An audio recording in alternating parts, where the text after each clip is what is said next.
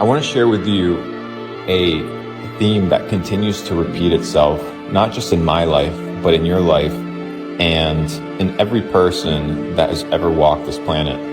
Now, this thesis comes from observing the world, observing how the world operates, and as somebody who's been able to become extremely successful at a very young age, a lot of doors and opportunities and, mini games have presented themselves to me that the average person does not usually get to interact with. When you begin to make money, you have access to vices. When you begin to make money, you have access to temptations and distractions and things that are just there to pull you away from your purpose and focused and intention towards draining your energy. That's why they exist. And we can talk about these things. There's many elements of day-to-day society that drain us, and they don't, support our endeavors, and they don't push us towards becoming our best versions. And over the last couple years traveling the world, I've been to over 35 countries.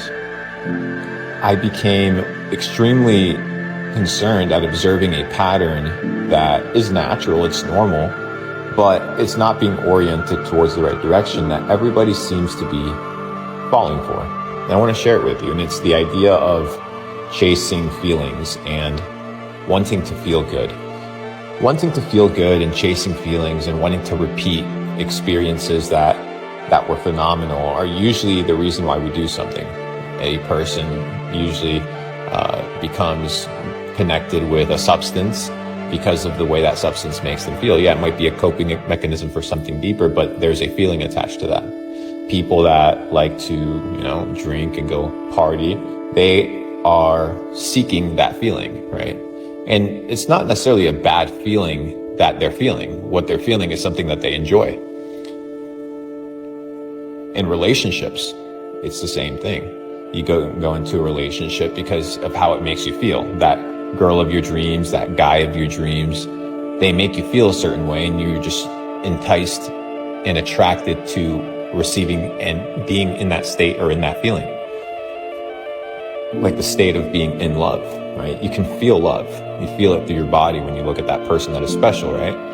And that's a feeling, and you like to recreate that feeling.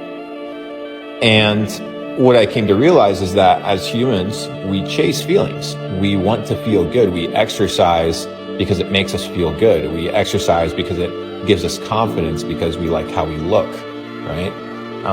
When we interact with foods, we like the way that they taste. When we interact with music, we like the way that it sounds. And when we go to nice places, we like the way things look.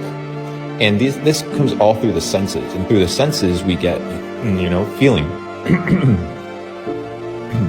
So as you begin to kind of spend more time in the world and you have access to more things, you get access to gratify your feelings and your desires more and more. And the world has taught us that gratifying these desires, or focusing on gratifying these desires, is the end-all be-all that manifests and translates to a successful life. And it's simply not the case. Number one, because it's really not that hard in 2025 to get access to basically anything in the world. You just have to actually work, try, be disciplined, form a new mindset, break away from your old patterns, habits, and behaviors, and become a new person. It's easy in theory, you just have to input the right amount of energy. But I'm going to show you how to do that in a different video. In this case, we're just talking about feelings and how does a person stay authentic to themselves while still being able to enjoy and experience feelings. First of all, is that feelings are also ranked, right? There's feelings that one should strive to feel more than others. I don't want to feel sad. I don't want to feel pain, right? That kind of sucks. If you're a person that's wanting to feel these things, something's absolutely and utterly wrong with you. But usually we're chasing positive emotions. So we can already categorize feelings, right? So most of you guys are just walking in autopilot and allowing, dopamine to control your feeling state. And you just play these cycles and loops because you don't know what feeling you're chasing, what feeling you should be existing in. And then 3, where can you actually find and maintain that feeling in perpetuity in a way that it's not costing you your family, your time, your future, like a lot of these other feelings do. When you go out and you get wasted, there's a cost to that. And that's the second part about feelings, is that they're not only ranked by importance on how we want to feel or how most of humanity desires to feel most of the time, which is usually towards bliss, happiness, satisfaction, peace, not feeling pain, but feeling pleasure, right? That's what we're looking for. And that's totally fine. We were wired this way. But that there's also a price to pay. To experience certain feelings, to dwell in certain actions, sometimes there's a price attached to it.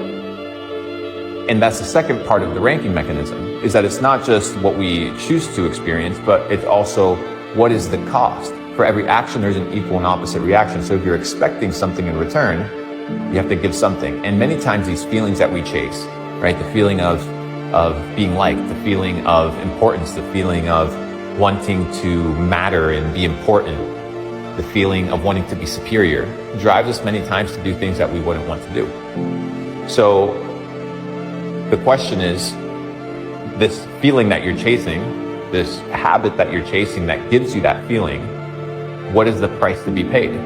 I've seen many men fail and lose because of the touch of a woman. I've seen many men fail and lose because they allow money to control and dictate their every action.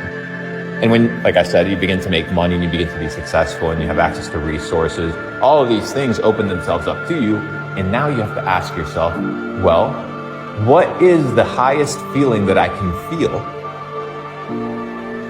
yet at the same time, it not compromise or cost me anything, right? So if there's infinite feelings that I can pursue, and I'm a person that's truly not addicted to a specific feeling, but I'm looking for the best state to be in, the question is, what is that state?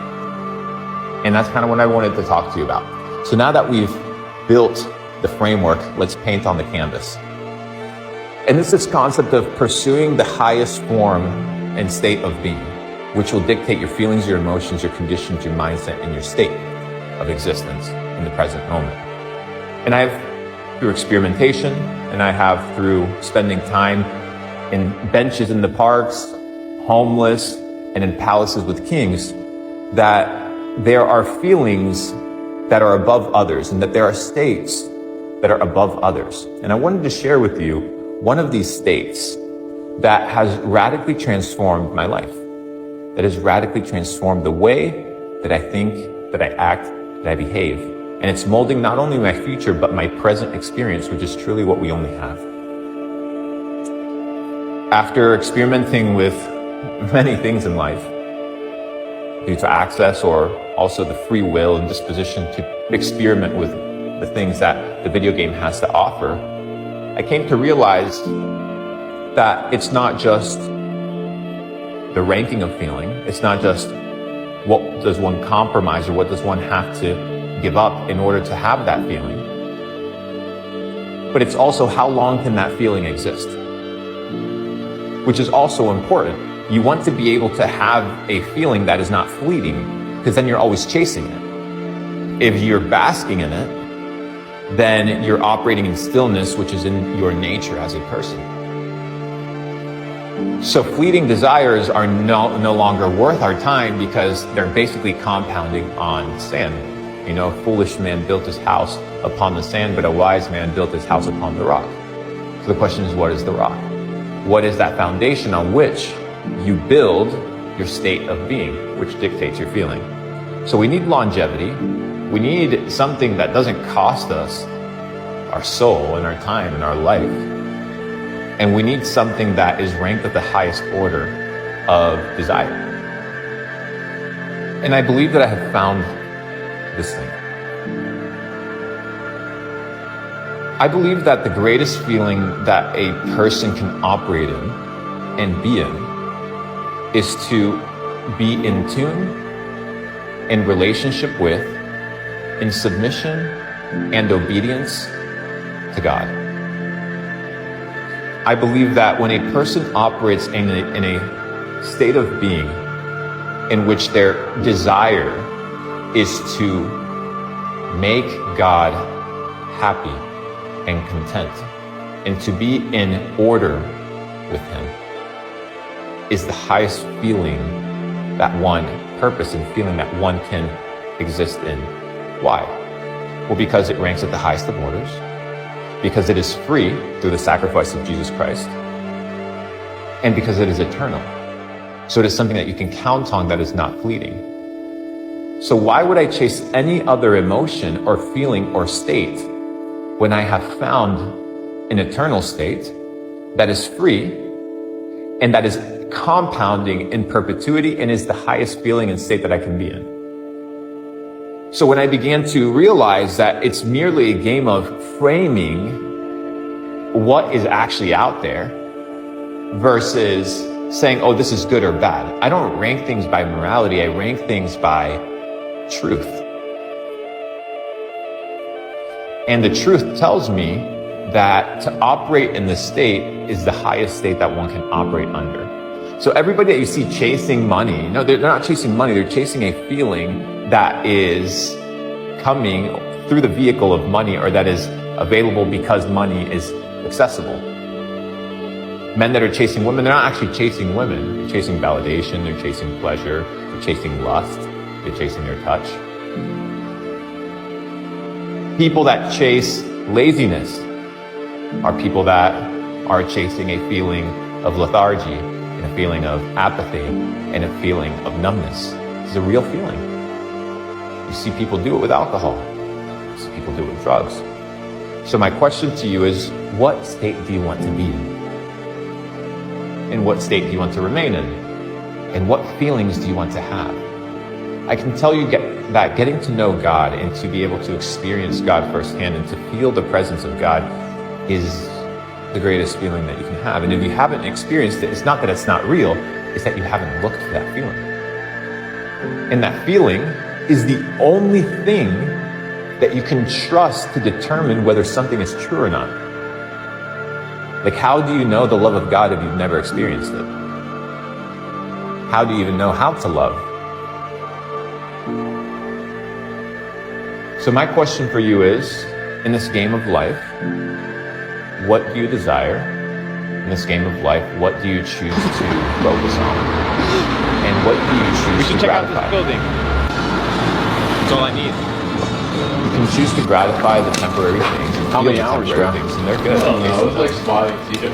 They don't last. They're like cheap imitations. They're not. There's always a catch to it. And anytime there's a catch to it, it becomes ugly. It becomes conditional. It becomes a trap. And we see it all around us. And I'm not an idiot to just fall into traps. I'm like, fuck that. I'm not just gonna surrender myself and my will and my being over what a feeling. No. We're above that.